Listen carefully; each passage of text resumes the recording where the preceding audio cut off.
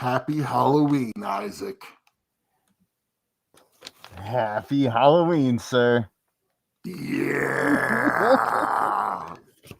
Let's go ahead and get our guest in here. Matthew, how are you? Hello, good. How are you guys doing? I like the costumes. It's great. Yeah, wait, is this a costume? Oh, this is just normal. Oh, okay. Yeah. Yeah. This is just how we do. It's a normal Monday night. Normal Monday night. That's what we do. So Isaac, if you want to, for the audience, you can stick your hand in the mouth of the mask like you were doing when the cameras were. It's disturbing. It's deeply disturbing. I can put my Spider-Man, got the full work. Spider-Man pajamas. And it's like 70 degrees here, 78 degrees here. So this thing is so hot. My face is hot just from having it on for like 3 minutes. So, Matthew Rayford, how are you doing today? Not too bad. Meant to have a costume myself, but ended up getting some food poisoning over the weekend, which can be preoccupied. Oh, so no. Still recovering a little from that. It's fair. If I need to step away for a minute, I'll let you know. Yeah, absolutely. So we are, as you may have guessed, this is our Halloween episode of the Game Chat, and we've got Matthew on the show because you are part of a Kickstarter. I'm actually digging through all the games right now. You're actually part of a Kickstarter that is pretty horrifying, the Stifling Dark. And so we're gonna talk about this game in just a little bit, but we're going to talk about Halloween gaming and some of our favorite Halloween treats and things like that. So let's get into it.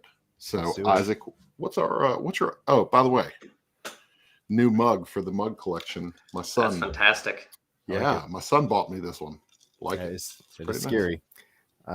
So we are looking at real simple question. It's Halloween a week from today. And so I wanted to kind of go through what is your favorite Halloween candy and what is your least favorite? What is the worst Halloween candy? Ooh, okay. Favorite Halloween candy. This is always a toss-up because there's so many good ones. But Reese's is always good. Reese's Cups. Yep. Otherwise, I'm always a sucker for a classic. Those little bite-sized Snickers. Those are perfect. Oh, yeah. That's good. Least favorite, though. Let's see. I think, those like jelly beans, but they're the Harry Potter kind that taste really bad. Oh, the Bean Boozled ones. Bean Boozled. Yes, I think that's my least favorite. Those are terrible. Yeah, so it's a good thing to say gross too. Yeah. Yeah. So Zach wrote in favorite 100 grand bar. That's a good one. Least favorite candy corn, of course. Candy corn is terrible. Every once in a while, you'll meet somebody who's passionate about candy corn, and you're like, "Why are you in my life? Like, why have I not weeded you out already?"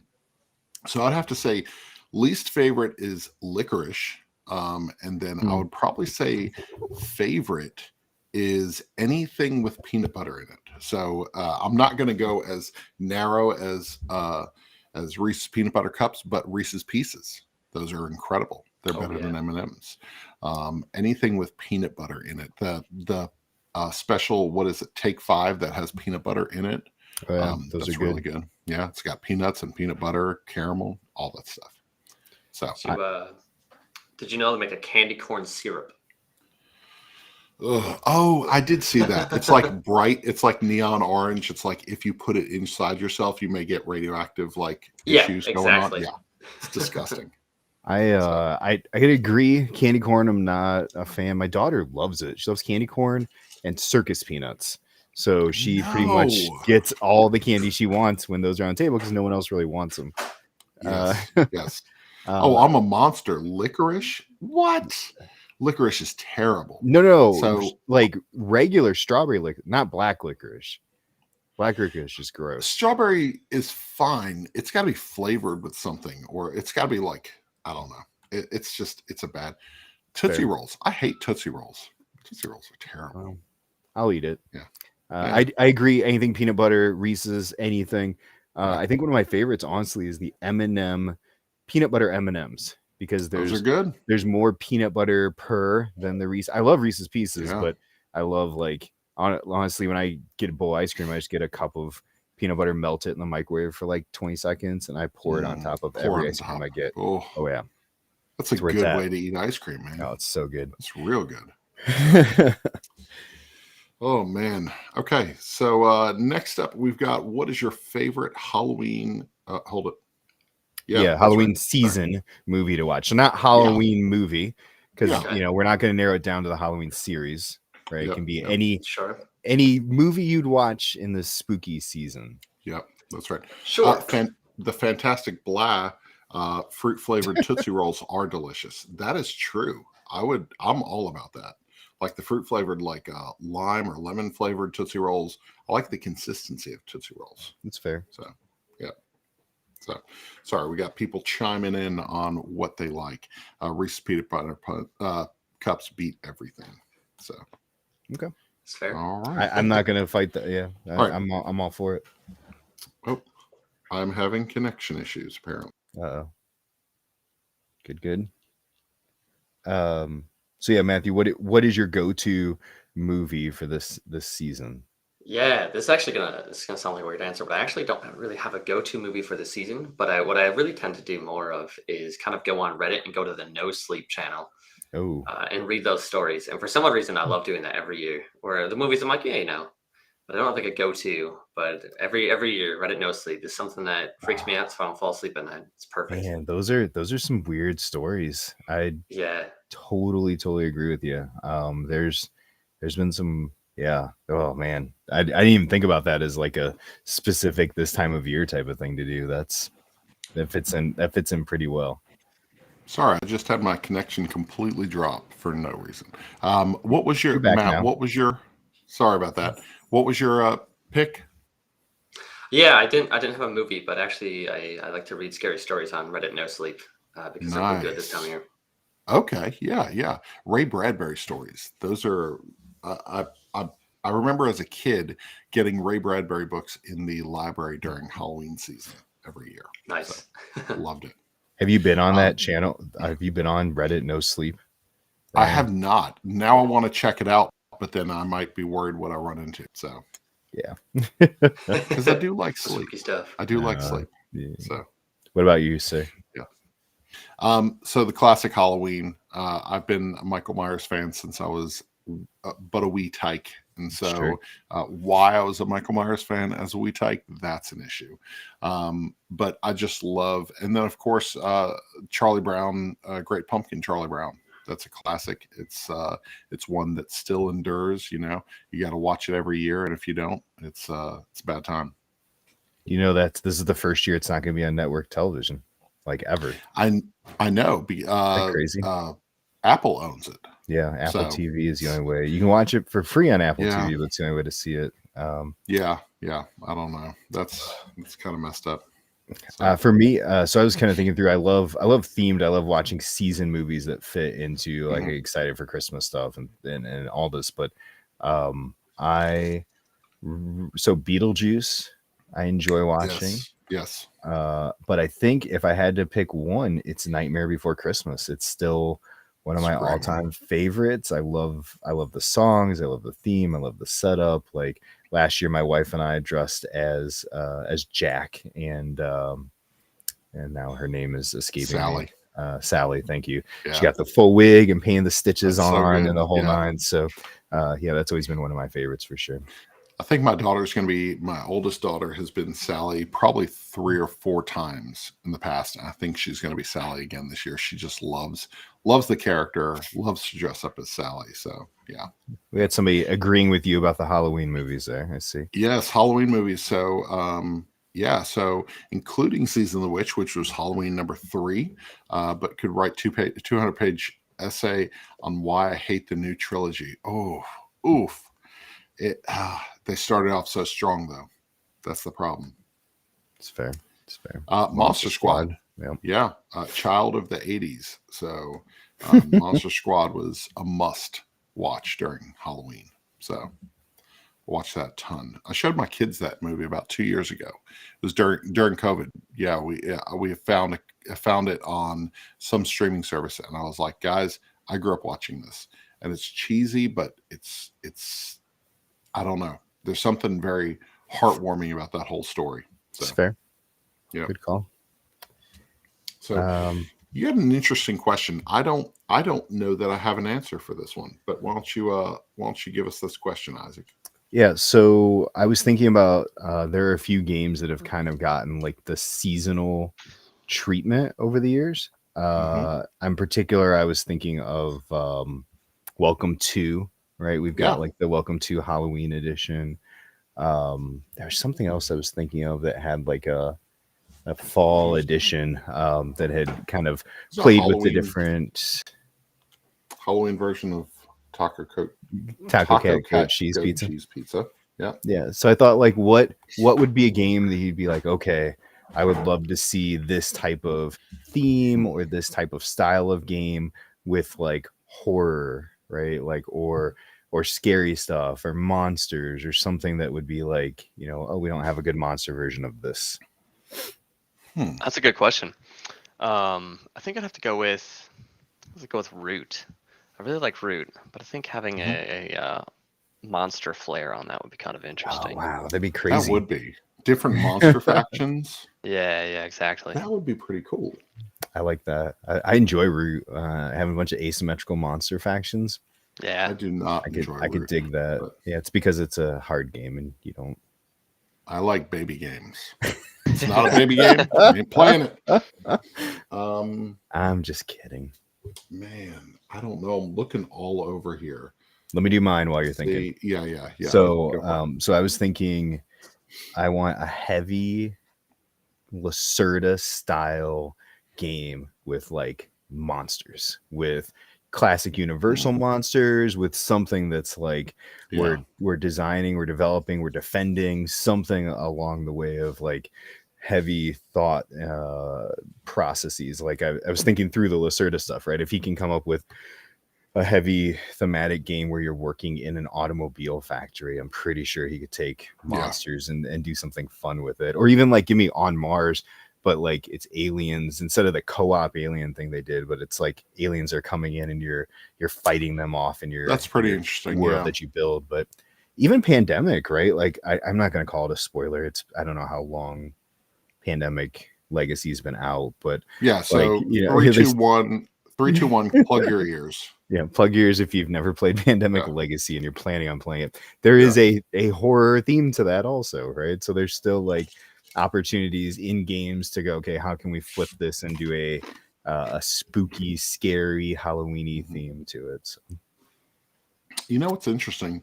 What if there was an expansion for a game that was just a normal game, but the expansion was almost like a Halloween coat of paint?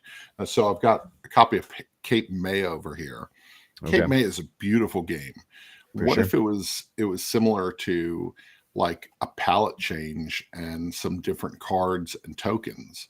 Like you could easily publish like an expansion that was just like a fall time or something like that, or a spooky version of it. So you change your little miniature houses into haunted houses. You change different pieces or different events into something that would like fit that fall creepy theme. I don't know. Right. And I'm just because it's out of the corner of my eye, I can't think of a really good one, honestly. So, well, and there are a lot of games that have done little things. Like I even think about like something like Funfair or Unfair, right? How easy it would be to turn it into like Haunted Park, right? And just modify it, or like Smash Up with different factions, or little ways to kind of modify that through. Yeah, that's true. So, very cool. So, all right. So, if you have any ideas of games that you would like to see with a modification for the spooky season, throw it in the comments. So, all right. So, Matthew, we want to talk about the Kickstarter that you guys currently have going on. Let me get back over here. I've got piles of games here because we just took a bunch of games to a board game meetup in Atlanta, and so I have games everywhere. And then the games that I'm talking about tonight. So, and then games I'm playing this week, they're everywhere. You're a mess. Yeah, I'm a real mess. So, all right. So, Sophisticated Cerberus is the name of your company, right, Matthew? That is correct. All right, so we are talking about the Stifling Dark. I don't even know how we got together with this, but back about a year and a half ago, myself and Bob and Rick, I believe, played this game with you on TTS, and that was our first introduction to the Stifling Dark. It is a horror-based board game that has some really, really cool mechanics that I've not seen before. It's a one versus many game, which is something that I really enjoy. It's something where one player is basically playing the hunter or the killer, and everybody else is trying to get away. So why don't you tell us a little about the game? And I've got everything boxed here, so I'm going to try to show it off as we go here. Yeah, so the core root of the game, the one versus many, like you mentioned, and it's hidden movement. So we've got like a mini map of the main board, and they're behind a player screen, and I've got the main board. So there's paranormal investigators on the main map, and they're going around trying to look for evidence, trying to get out of this abandoned sawmill. However, when they're there looking to make their sort of documentary or whatever, it turns out the thing that they're looking for is actually real, and it is trying to kill them. And so the adversary that we most frequently show off, and I think, just earlier today, we unlocked our third one in the game, is the Butcher. And so the Butcher is stalking you very Michael Myers style, stalking the investigators, and then he's going to try to pop up and stab some of them and eventually try to kill one of them for his sort of sacrificial ritual. And so each of the three adversaries now is going to be very dynamic and play very differently because we like different playstyles, asymmetric. So, and the four investigators are going around the board with their flashlights, and that's kind of our main drive of the game. So we have a line of sight mechanic that uses little acrylic templates, which you're pulling out right now. Perfect. Yeah, they got some lines on them. Super cool. Yeah. And so that's how we simulate our line of sight, and that makes it really easy to see. Like. Kind of a pun there, but you can see what spaces your character is able to see on the board, which is really nice because now it's not like guesswork or arguing one way or the other. It's just, hey, I can see that spot or you can't, based on the lines going through obstacles and covering space. And so that's how you find the adversary and try to keep the Butcher away and find your way out of the map as well. Yep. So you have these different investigators. So Ibrahim and then Amelia right here. And so you've got these different investigators. And what's cool about it is you've got this, correct me if I'm wrong, like a battery pack, basically your battery on your flashlight. So you can use it for a wider beam or you can use it for a more narrow beam to save energy. But it can really mess you up when you run out of that battery power. Yeah, so the way it is now, we just have the one small flashlight, and the Nightfall expansion introduces a larger one, where the larger one doesn't find the adversary, but it finds items and helps people move through the pitch darkness. But so essentially your battery will run out, and you have to recharge it. Kind of think those like crank flashlights that from like the 90s or whatever. It's basically like that. Yeah, it's a really cool. I love the mechanic of the flashlight. I love the way that what I really enjoy about it is the tension, because there are very few games that you can play a board game and it gives you like legitimate tension, and you're not doing it with an app or creepy music. There is a tension to this game just walking around the map. I mean, the map is huge. It's a quad fold map. And the sawmill is this giant place where you have all these locations. You have all these locations that you can go to. It's really, really cool. And so you have doors in your way. You can go out windows and things like that. You've got the lumber shed over there. Vehicles get in your way so that you can't see through them. And you're all trying to find this killer. And the tension's crazy in this game. Yeah, that was one of our biggest drivers. Was we really wanted something that felt tense when you were playing. And the biggest thing too, I think that helps that is a lot of hidden movement games. You're trying to sort of hunt the sort of bad guy or some kind of killer or whatever. So with this one, we really wanted it to be you're actively being hunted as the cooperative team. Like you are not safe.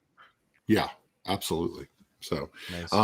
So how has the Kickstarter gone so far? You guys are what you guys have about 10 days, I think, or 10 Yeah. or 11 days. Yeah, it should be 10 now. 10, 9 days to go. So on November 3rd is the end of the Kickstarter. And so I'm going to throw the Kickstarter in the show notes, of course, but also in the stream right now. Tell us a little about how it has been, you all putting out your first game on Kickstarter. Yeah, definitely stressful. It's a brand new company. We've been developing this game for 2.5 years. It's our first game we've ever made. It's like, how is this going to be received by the public? Luckily, we had great events like Gen Con Online, Protospiel, Con of the North that we do here in Minnesota, and got lots of really good feedback. And we've really been able to craft our game into what it is today. It definitely didn't look like this at the start. And so seeing it be well received and funding in like 4 hours was really promising. And we're like, okay, we've made it past goal one, funding our game. There's enough people who actually like it. So now let's see what we can get stretch goals. And so far, we're at 145 and we've hit quite a few stretch goals, which feels really good because it means we have interest in this game, because it's very niche. One versus many and co-op and stuff is very niche, as is horror. So it's like, are we going to have enough people to be interested in this? And so far it's looking very good, so very exciting there. That's really good. Yeah, I'm glad people have connected with it, because it's definitely, I think this and the Night Cage are the two games that I always go back to, that there's a tension there that like is just wild, that I never thought would be in a board game. You play board games. Even one of the games that's on my list of top 5 spooky games for the season, like there's tension there, but it doesn't unnerve you like the Stifling Dark does, and that's something that I really enjoy. It's something that movies do for people, but this is in a board game format, which is really cool. That's good to hear. That's what we like to hear. Yeah, I think Chad said he really liked the box art for this one. I love it. It's super solid. Yeah. Just the glow of, oh man. It's unsettling, just the box art. So yeah, that was the goal behind it. It's not super flashy or anything, but it's enough to be like, it's a little eerie. Yeah, it is. So this is definitely a game that you need to check out. We will have it in the show notes. Ryan's shirt, love Ryan's shirt, Isaac's. Our Halloween apparel. So it looked like a pretty heavy game too. That looked like mostly two-handed. Oh yeah. This is the prototype. So even the prototype's very nice. I don't know who did your prototype, but like even the prototype is very well done. Like unboxing, I'm like, oh man, this is really well made.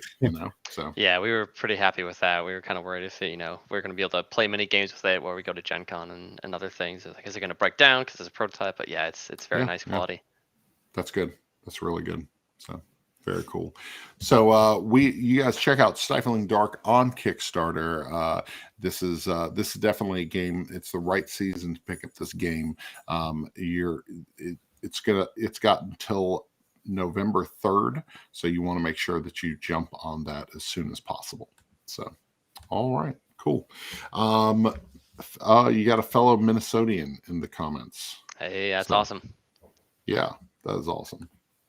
Very cool. Yeah, that's great. That's awesome. So Matthew, we like to incorporate a top 5 list anytime we have a guest on the show. So we thought spooky game list. This one was a hard one, Isaac.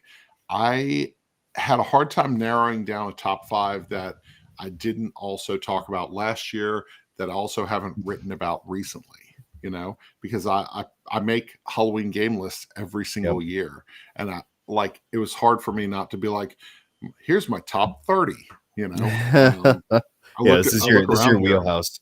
This is definitely your wheelhouse. Yeah. So I had to mix it up. So my top 5 is a little different this time. So perfect. So we're going spooky, scary, Halloween, like just monster, something that's thematic. Doesn't have to be a scary game, right? But just something that fits. Like, hey, this is a game that it's October. Yeah, we got pumpkin spice on the table. We got, we're carving some pumpkins tonight. Let's play a game when we're done. What are we taking out? Sure. To answer Chad, what year is this for my annual Halloween list? This is year 5 or 6. I'm trying to remember. I think year 5, because I didn't do it our first year as a site. So, fair. Yeah. That's pretty cool. All right. Matthew, what you got in your number 5 position? Yes. Number 5. Let's see. I'm in my game room right now. So I think if I got a good group, like a bigger group, 6 to 8 people, I like to play Cult Following. It's very very fitting. It's one of those sort of convince people, and whoever convinces better, or what's more funny. But you're trying to convince people to like. There's 2 people that are cult leaders to join your cult, and so everyone else around the table has to choose one of the 2 people, a cult they're going to join. And you're given like prompts, like a standard kind of apples to apples or Cards Against Humanity type game. Where you're given prompts, but you have to tell a story about your cult, so you have to really expand on it and try to convince everyone around the table. So it's very entertaining from every time I played it. Big fan of that one. So I'd place that as a solid number 5. Nice. That seems like a solid party game. Yeah, it's really good. Number 4. Let's see. We'll do all our. Oh yeah, number 5. Okay. Yeah, cool. we'll do all our number 5. That works better. All right, number 5. This box is 150 pounds. Ooh. My father's work. I missed the Kickstarter on this one. I didn't pull the trigger because I was afraid it was too close to a game that I do not care for that is on Isaac's list. And so when you get to it, I'll call you out. So I wasn't sure if I would like this or not. Ended up, after I saw the components, after I saw how well produced it was, I went ahead and called a local game store that's a couple cities away and found a copy of it. And I'm so glad I did, because it is a phenomenal game. And so my father's work is definitely one that will come out in the spooky season, has a lot of replayability, even though it takes about 3 hours. So it's not one that's going to come to the table often, but it's definitely for the season. I have it, but I'm afraid the group that I play with mainly, we take so long to play games. And really? I've heard that that's more like with a slow group, like a 5-hour game. And so I'm like, I'm very cautious. I've got a group that I would play it with that really enjoy and they're on here a lot. My friends Jason and Becky really enjoy like the narrative stuff. So I think they would enjoy that. But it's one I'd really be interested in checking out. Yeah. So Chad asked a question. What did you like more, My Father's Work or Abomination? One of them I had an opportunity to get for $15, and I passed up on it because I would never play that garbage. So I'll let you know which one that is. Because you do know I have like 8 things on my list, right? I know, but if you mention the one that I don't like, I'm going to call you out on it. Okay, well, let's start with that one then, maybe. And that's the Scooby-Doo and the Goonie escape games from the op. Those are fantastic. I loaned out my Scooby-Doo one, but this is the Goonie one. I like these escape games, and I don't know if you've played one of them, haven't you, Ryan? The Scooby-Doo one. I played the Scooby-Doo. It's so good. It's everybody has a role. Everybody feels like they have their own role, and it feels less quarterbacky than like Unlock or what's the other ones from Cosmos? Exit, where somebody can just take it and run. Like everyone has a role with these, and if you don't get everybody involved at the table, you're not going to win.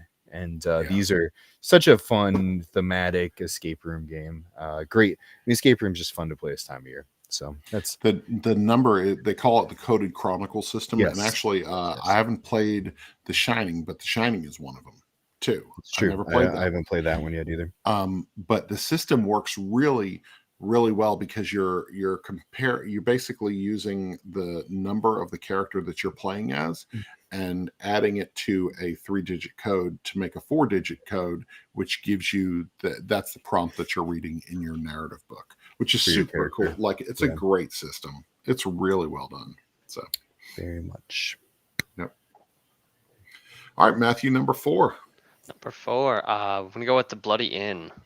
So that's where you're running the hotel, collecting guests. You've got it right there. Perfect. I'll hold it up for you. It may be on my list. Ooh, even better. Yeah, it's one that's not like it's very scary in terms of like this big monsters or other things, but it's definitely a very theme of you're killing your people in your hotel. But it's also just a very fun game. Yes. Very underrated. Awesome. My number 4, let's see what I have as my number 4. So number 4 is Horrified. You can pick either version. This is the one that I grabbed before I saw the other one on the floor. So Horrified comes in 2 different types. You've got your Universal movie monsters, or you've got your cryptids with the American monsters. I don't know. This is the one cooperative. Erin's not a huge cooperative fan, but this is the one co-op that I could easily be like, hey, I'm playing Horrified. And she's like, yes, I am playing that game. She loves Horrified, and I've been able to get my mother to play. We went to a cabin over the summer and hung out with my parents, and got my mother and my sister-in-law to jump in and play the Cryptids version. It was super fun. We had a really good time, and we got beaten by Bigfoot. So. Yeah, that happens. Yeah. I don't really have an order as usual with these, but I'm gonna. You've got this one. I'll hold off on this one. I was surprised that this wasn't on your list, so I thought I'd throw it on. Is Campy Creatures? Campy Creatures. Do you have the expansion? I do. Yeah, it's all shoved in this very, very tight, very. It's great. Like, it's an easy take it with you. It's not the first thing you think of when you think of Keymaster, but I really love it. It's super fun. This is the time of year to play it. If you love a good easy card game, yeah, super, super fun. I love the special abilities and how they interact and everything, and how just playing it at just the right time screws over your neighbors, and they're all like, come on, you could have played the vampire at any other time. And you chose now. No. So, that's an awesome one. Yeah. To you, sir. Number 3. Well, since you're all pulling up boxes, hold on here. Let me. Okay, yeah. We love it when people. We should probably start including that in our show prep. Like, we never do that. We never say in our show prep, like, we pull out boxes. We don't want you to feel like you have to, but you can if you want. So we're gonna do Nyctophobia for number 3. Okay. Yeah. That's an interesting one. So tell me why. Yes. I've never played it. I understand it is, but what's the feeling with that game? Well, everyone aside from the sort of killer, which is usually like a vampire or something, is playing quite literally blindfolded, and so you have to like feel around you with your hand. So like the killer moves their hand around them when they're searching, and then like tells them what's around them, and so it's very much. If you've got someone who's good at like the killer side, kind of setting the eerie theme, is very good. But it's also very interesting because a lot of board games rely on sight, and this one takes that all away, which was intentional because they set it up for people who are like, hey, if you're blind, you can play this game still. Sure. Which is really cool. But I also really like it because in spooky season, it's dark out. You just put the blindfolds on, you got one person running it, you can really set a good scene and just get some creepy ambience going on. Yep. Interesting. It's such a unique concept because it, there are some games that are gimmicks, but I feel like there's an accessibility thing with this game that no other game can provide. My son is colorblind, so there's certain games that we just know that he's not going to enjoy, and so we don't play those games with him. And so I believe the designer of this game, her uncle is blind, I believe is the story. And so her uncle is blind. And so she developed this with that in mind, so very, very cool game. Awesome. Got to put Ghost Love Candy 2 on this list. Not only is Ghost Love Candy one of our favorite Halloween games, but it is a fantastic set collection game. Ghost Love Candy 2 came out just a month ago, and it is it's got to be one of those staples of the spooky season. We play Ghost Love Candy all year round. We end up playing it, in January. Yeah, we end up playing it in January sometimes. But it's a game that like kids and adults can enjoy, and even has some additional rule sets that you can play with younger kids as young as 5 or 6 years old that may not have all the reading comprehension and it can still be a math game, which is really, really good. So I don't know what that means, but that's fine. Kissing that spooky booty. I don't know what that means. It's a family show. Chad, come on, man. It is a good. I mean, we played it last night. We had it in the promo promo Ghost. Like, I love the my son was like, "Oh, these promo ghosts are cool because they kind of have a different theme." Yeah. One of them is named after my daughter, not named after her, but it has my daughter's name, Chloe. So she's excited to see that too. So yeah, I love it. I love the art. Like I could just can't I would include it in mine, but you included it, so I'll pick a different one. As always, I got 20 games around me. So this one, I actually still haven't wrapped because I have the original. I haven't opened this one, but this is my Fury of Dracula. This is the WizKids one. It's out of print through WizKids. So this game's once again out of print. Yeah, and so I've actually kept this wrapped up because I know it's not. I have the original Games Workshop one. But similar, like you're talking about, it's a hidden movement. It's niche. I really like Spectre Ops is my favorite hidden movement game. But from a theme perspective, I mean, right, you got a priest with a crucifix on the back, like what you're getting into with this game. So solid setup, great for WizKids to have kind of brought it back to a new crowd. They got a chance to check it out and see it. So that's a friend of mine picked that one up. We were at my friend Phil's house, and I walked into the party. It was just kind of Halloween season party. Walked in, and these people are just like pouring over this game, and they're just like, "Oh, where is she? Where is she?" And like it was so good. Just watching them play Fury of Dracula, because I had never played it up until that night, and I was just invested in watching the whole thing. So that's awesome. Yeah. All right, number two. Number two. Let's grab the next one off the shelf here. Okay. Let's go Look with. At this. He's all like he's walking around. I'm tethered to this thing with a little lime green wire. How stupid is this? We'll go with Mansions of Madness. Mansions of Madness. I've still never played this. It's pretty good. Definitely one that requires a companion app, which is understandably not for everyone, because it's like, why do I need a companion app to play a board game? But I like it still. It sets a pretty good spooky scene. It's also pretty tough. It's a little more challenging, a little longer, more invested gameplay. Yeah, that's cool. Yeah, I've only ever heard good stuff, right? But same, I've never had a chance to play it. I need to eventually jump in and play that. So especially, it's got to make your Halloween. Yes, exactly. So the thing, Infection Outpost 31. Interesting thing about this game, I asked for this for Christmas the year that it came out. I got it for Christmas. Didn't have enough people to play it with for a little while. It kind of fell back to the back of my shelf.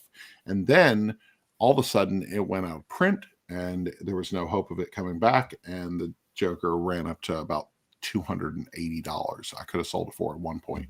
And I remember sitting there saying, no, I'm committed to this. I'm going to open it up. Opened it, played it. I've been playing it for years.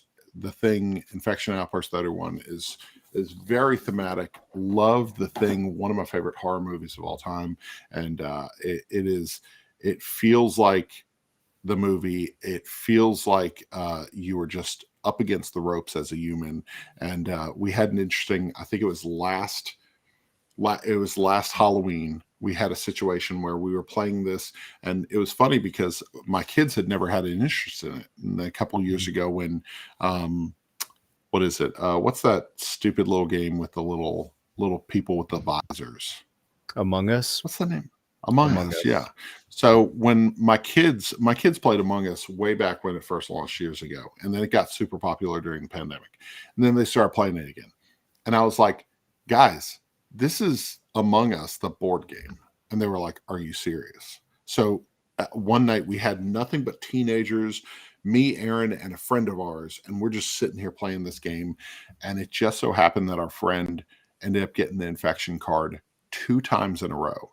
So there was only ever one infected player at the table during the entire game. And we're yelling at each other. We're accusing each other. We're throwing people under the bus. We're tying people up. We're like, get out of here. You can't play. You're not good enough. You're the thing. And he's sitting back just laughing at us the whole time because he somehow got that infection card 2 times in a row. That's awesome. Which is insane odds-wise, but it happened. So. Number 2. I don't own number 2. And in fact, I shouldn't say that. I think I own number 2, but I think somebody has it. I started making a list in the last year of like when I loan games out to people, because I feel like it was starting to get like, did I have that game? Did I not? Yeah. And also to answer Chad's story, I have not played, or his question, I've not played Fearsome Floors. I've not heard of that one. So. Oh, that is one of Rick's favorite. We'll probably summon Rick White as soon as we say it. But yeah, Fearsome Floors is a good one, and Rick loves that game. So yeah, I'm not familiar with that. Here, I'll tag him. We'll see if we can Beetlejuice him. So I would go with for when I don't have, but I love playing this time of year, is Dead of Winter. Dead of Winter is right behind you. Perfect. I don't think I've told my story in here. I played Dead of Winter for the first time when Gilmore had it in prototype, because he's a local guy, and we were chatting. He met up with me and a couple buddies at Origins before he had it published even. And, we sat down, we played his prototype with the punch boards and everything else. And, I remember like going like, wow, this was legit. Like this was a ton of fun. And the game was getting like some hot press. I can't remember if it went Kickstarter or not, but I know it was getting like some discussion.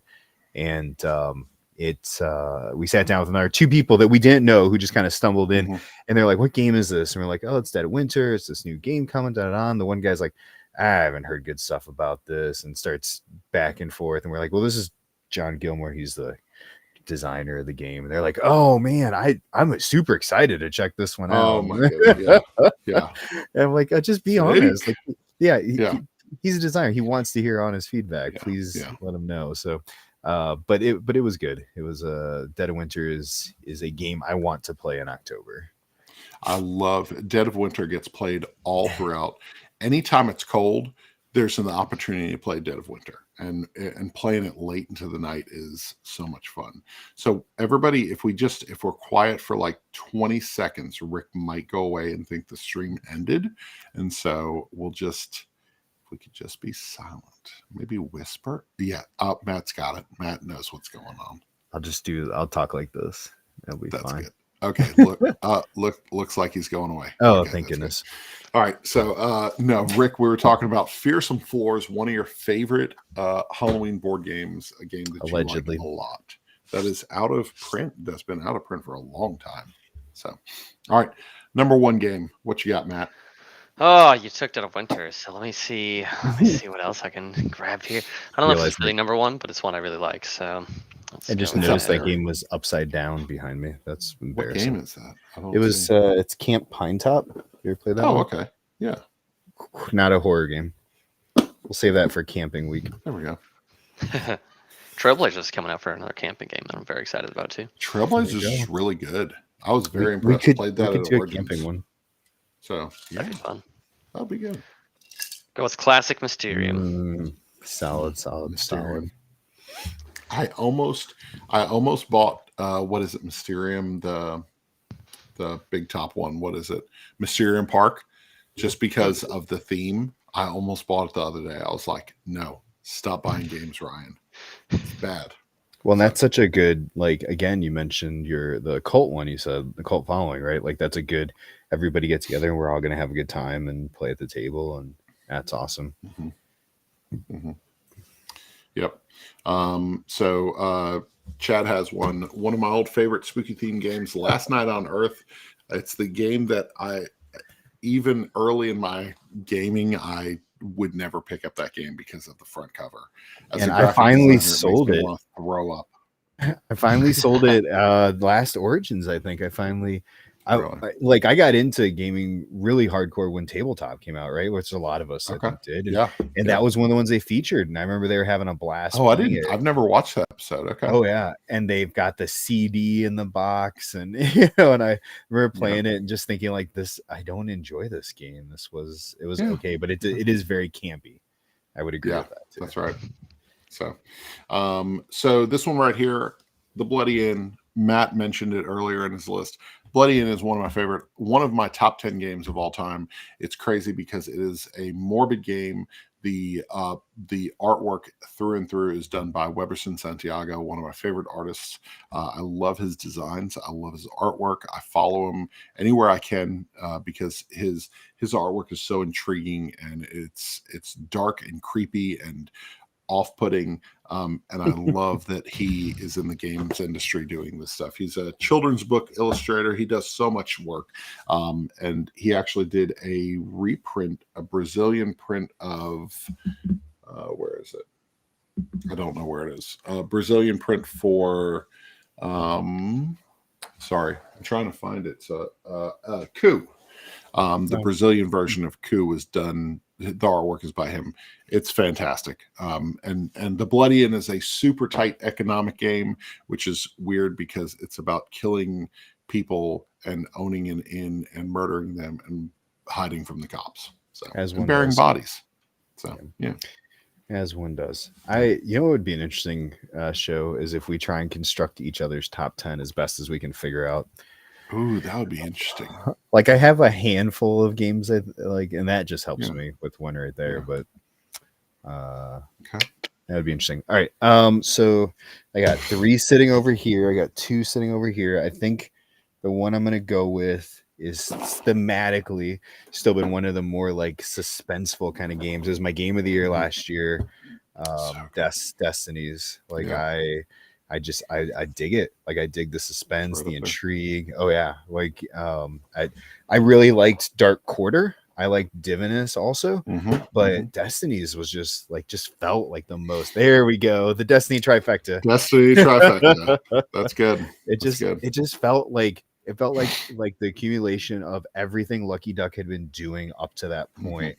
With all the Chronicle games and everything, where they're like, here it is, this is what we've been working towards for you. And honestly, and I've got Divinus sitting over here, the prototype still I'm hanging on to. Like I want to play the final version of that because I think that might be a little better. But you liked it a lot. So. I loved it, but I love that. Like, I mean, it's Greek, right? It's Greek god. It's Norse gods going head to head. Like, I love that. But yeah, Divinus is. That's cool. It's just hard to pass up. Lucky Ducks firing on all cylinders. Yep. So we come to the end of the show. We're going to be asking the question: what are we playing right now? What's going on right now? What you got on the table, Matt? Well, I host a weekly game night, so I've got a lot on the table. We usually play 2 games a night, but very nice. Oh, what night? So Ryan and I know when to come. Yeah, it's Thursday. Yeah, you can Ryan, definitely Thursdays. I'll be up there. Yeah, well, good. I'll just Minnesota. Sweet by and grab me. Quick. Yeah, perfect. So let's see what Hank's got here. Hey, Hank went ahead and threw his top 5 in here. So number 5, Dead of Winter. Horrified at number 4. Letters from Whitechapel, number 3. Betrayal at the House on the Hill, number 2. That's a great one. And King of Tokyo, number 1. Nice list, Hank. Very cool. What state are you both from? All right.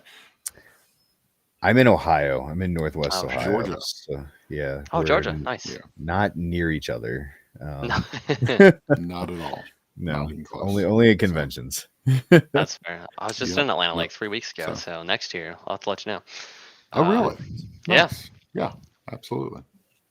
Let's see. So what game has hit the table recently? Heaven and Nail. Love that game. Oh yeah. I just picked up My City. Yeah. So let's see how that plays. Yeah. Legacy Reiner Legacy game. That's an interesting one. We really liked My City. I think we tried to do too much. Like, it's easy to jump into 4 or 6 back-to-back games, and I think that we did that a couple times too many, and we toward the end kind of trailed off, and Aaron wasn't enjoying it as much as I was, and so, but it's still a really good game. I think taking it slower and then maybe even playing the forever mode, which is on the back side of it every once in a while. Like I've flipped the board over and played the forever mode multiple times. I really enjoy it. So, yep. And then lastly, I just picked up Misty. I don't know how it's supposed to be pronounced, but it looked really cool. So I'm very excited to try that one out. Misty, M-I? It's Mystthea. So I don't know how it's supposed to be pronounced, but it looks very I intriguing. don't know that one. Okay. Oh, I've seen Very this. cool.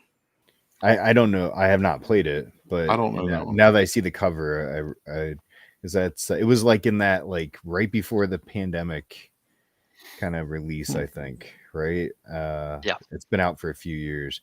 I feel like there's this Okay. black hole where games came out right at that time and kind of got missed. Well, Anno 1800 was one of those. Anno came out at the end of 2020, I think, and I completely missed it. And then when Bob showed it to me, I was like, "What is this? I want to play it so much!" And now I'm showing it to other people. Like Anno is such a good game, you know. But did you enjoy that. Miss Thea? What did you think of it? I have yet to play it. I've been reading through the rules, and I'm going to bring it out on next game night. But nice. I think I've heard some Blood Rage comparisons. Okay, that's a good from comparison. if I remember correctly with that one. So I'm very interested. Nice. 2 games that I've been playing a lot. We actually, before the stream, we just finished up with Destiny's Witchwood. This hits GameFound tomorrow. And so this is very good. Very good. So you'll see a full preview on our website tomorrow. But I think there's a part of the story here that I connect with more than a little bit of the fantasy stuff from Destiny's proper. I like this storytelling slightly better because of the setting. That's it. So, but very good. Very good. So, and then November 1st, Chicken. I don't know if you've seen anything about Chicken. This is a brand new pressure luck game from Keymaster Games. Scott Alms designed it. It is stupid fun. I wasn't sure what this would be like, and then we brought it to the table on a little weekend retreat, and people fell in love with it and kept asking to play it. And it's easy to sink 4 or 5 games in to this game. And then like it plays 8 players, so people jump in and out of games, and it's really, really fun. One of the better pressure luck dice games that I've played in the past couple of years. So interesting. Yep. Yeah, I've heard good stuff. Haven't got my hands on it yet, but I'm interested. It's very fun. What have I been playing? It's just chaos on either side of me. These games here. So 2 things. It's everywhere. The games are falling in. I cleaned up too, and it's still a mess. I did not. This is the newest expansion, the second expansion, I think, to the base set for Epic Alliances, the Thrills and Chills. I just got that. So it's sitting in my living room. My son and I played this a couple nights ago. So we've got Mother Gothel, Jack Skellington, and then the Horned King. Man, I want to play Jack Skellington so bad. I did Jack, and we did a 2v2 just to kind of get it on the table, and he had Sully, so he just punched me into oblivion. But he just kept punching me over and over. Sully. But yeah, such a fun game. Sorcerer's Arena is ever expanding, I'm sure, from the op, and so good. The other one that we just got actually from Lucky Duck was the newest co-producing thing they did with Druid City, and it's Tidal Blades, the banner festival. Light. It was simple. We played it 2 players. I do not recommend picking this up if you're a 2-player player, because it adds kind of some dummy cards. It feels like I'm gonna try and play it in the next week or 2 at the 4 to 5, which it plays up to, and I feel like that's where it is, because you're laying out cards and based on orders how actions happen. So but it looks great. It's got squishy fruit like the original Tidal Blades, so that's cool. Wrong. It's Mr. Cuddington artwork. It's in the same universe, all wooden bits. Always a win. Like I can't complain about the stuff that Lucky Duck's doing. They're, like I said earlier, I mean, they're hitting home runs. I mean, here we are talking about 2 of their games, so good stuff. That's awesome. So Very cool. So Matthew, why don't you tell us one more time the Stifling Dark? Tell us where people can find it. So Yeah. Right now, the best place to find that is on Kickstarter. So Kickstarter, the Stifling Dark, you've got that link right there, which is perfect. And we are very excited to hit some more stretch goals. We'll be going to back right after that for fulfilling pledges and late pledges, all that fun stuff, and then hitting retail after that and start delivering games, etc. yeah, it's really good. If you're looking for a good one versus many game, something that will bring some tension to your game table, the Stifling Dark is pretty fantastic, and I would definitely recommend you check it out. Check out that Kickstarter. You have until November 3rd, and then you can find One Board Family all over the place at One Board Family. You're going to be able to check out oneboardfamily.com. You'll find a Destiny's Witchwood preview up tomorrow. You'll find some coverage for Chicken in just a couple days, and also if I can get everything together, I will have some more coverage of Stifling Dark on the site and our social channels over this week. So be sure to check that stuff out. What about you, Isaac? And Halloween themed list on your page as well. So. Halloween, man, we've got Halloween lists coming out the wazoo. You can go over to our latest Halloween list, and at the bottom, if you don't like our 2022 Halloween list, go to the bottom. There's 5 more from each year. So you've got years to pick from. Yeah, just pick the one that you like, and you're like, I like those people. So you can find us over on all our channels on Instagram, Twitter, Facebook, and especially over on TikTok, where we're throwing up previews of games. I just recently put something up for this fun little Halloween game, which was the what is that? Hocus Pocus Yahtzee with little Yahtzee theme. Yeah. I took it to work and taught one of the girls I work with. She's like, I've never played Yahtzee, and this is like her favorite movie of all time. So I was like, I'm teaching you Yahtzee. Hocus Pocus Yahtzee. Yes. My plan this week is to do an article that says these are the kind of board games you should play if you really like playing this a lot. Man, Snap so is good because I can't stop playing this. It's getting in the way of my board games. Look for some coverage on that. I figure I'd hit the iron while it's hot. I've got some ideas for that. So that's good. That's where we're at. Matthew, have you been playing Marvel Snap? I don't know what that is. Okay, man. Marvel Snap, man, came out a week ago today or tomorrow. Week ago. Yeah. Yep. So Marvel Snap, basically what you do. Yeah, it's a week because I got 7-day award. Yeah. So basically it's you're trying to win. It's stupid. It's real good. The best comparison, the comparison everybody's making to it, and it's not entirely fair. It's Smash Up. But you're constructing a deck of cards with powers. You're trying to win 2 of 3 bases, and they're all Marvel themed. It's from a team that developed big developments of Hearthstone, team that left Blizzard, and they've been working on this for like the past couple of years. Super smooth. It's a freemium game. I've just been grinding the free and doing just fine with it. So. I'm enjoying it. I mean, I got into a weird position, Isaac.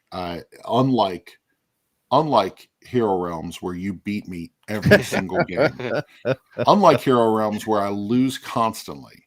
I went on the first 2 days that I played about 60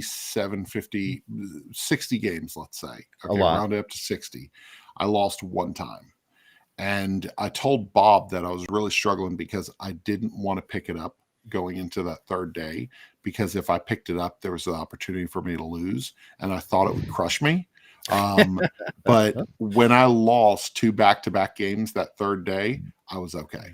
So I really thought it was going to crush me, because I went on such a stupid win streak that I was like, do I just stop playing now and I feel like I'm a champion at something, or do I just keep playing and people beat the crap out of me eventually? So I don't know. I'm just going to leave that our record. Is that how many times you beat me? Yeah. I didn't know you could see those stats. You've beaten me a lot, dude. I did not even know. I didn't know there were stats like that. Yeah. When you go to challenge somebody, it shows you your record. I did not know that. Now I feel worse about myself. No, you can cut this out. You can edit it out. It's fine. I don't think I can. I'm not that invested. Oh, jeez. Well, on that note, sir. Okay. Matthew, thank you so much for joining us. We really appreciate you coming on our annual Halloween episode. Be sure to check out the Stifling Dark on Kickstarter right now. Be sure to jump on that before November 3rd. Thanks, Matthew, for joining us, and tell your whole team we said hello, okay? Yeah, will do. Thank you all so much. Yeah, thank you for being here. See ya. Bye.